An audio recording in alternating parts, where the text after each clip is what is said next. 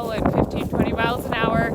I was actually at this location because we have a high yield attempt at this location and it mirrors the max wheat yield project. But I wanted to go ahead and walk you guys through some of the varieties in this location. Walla Walla was one of our first planted varieties. This is U of I Magic, and the reason I have it here is I split the stem and the nodes are about 4 inches off the ground, separated already. There is a head way down by my thumb, and the reason I wanted to point that out is we had a week of freezing temperatures after this.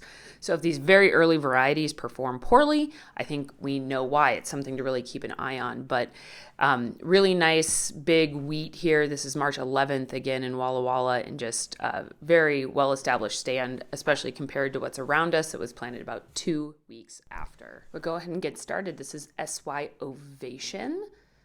Moving on to SY Dayton.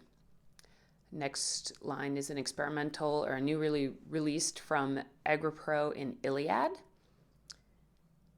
This is LCS Ghost. It's really big, already stem elongating, some winter tenderness questions for sure on this variety. LCS Shine, probably better placed up on Highway 2, a little bit slow and pokey here and across our region, but well suited for the northern climates. VI Bulldog from U of I. Norwest Tandem, which I generally score in our rating about a 4, but I think it looks a little stronger than a 4 today. From McGregor's Impress. New variety from McGregor's in Midas. This is an onless variety, quite early, about the same as a Shore. From WSU Pearl, this has looked really nice in our lower rainfall environments. Experimental in Poundo 2. Experimental narrower canopy type in Pound 20. Moving on to the red wheats. This is WB 4303. New from AgriPro AP Red Eye. This plot looks a little weak, but I've liked it. Strong in other areas. Heard it might be dumped based on quality. LCS Jet. Jet has kind of a unique winter tenderness. You get those yellow fire-offs. I can tell LCS Jet varieties 50 miles an hour.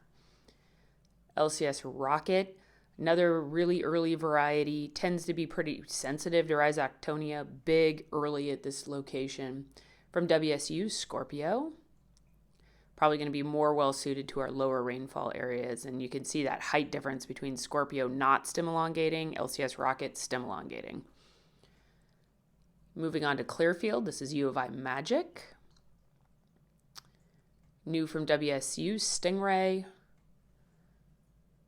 And an experimental coaxium variety that we're evaluating in the region. Looks pretty interesting here.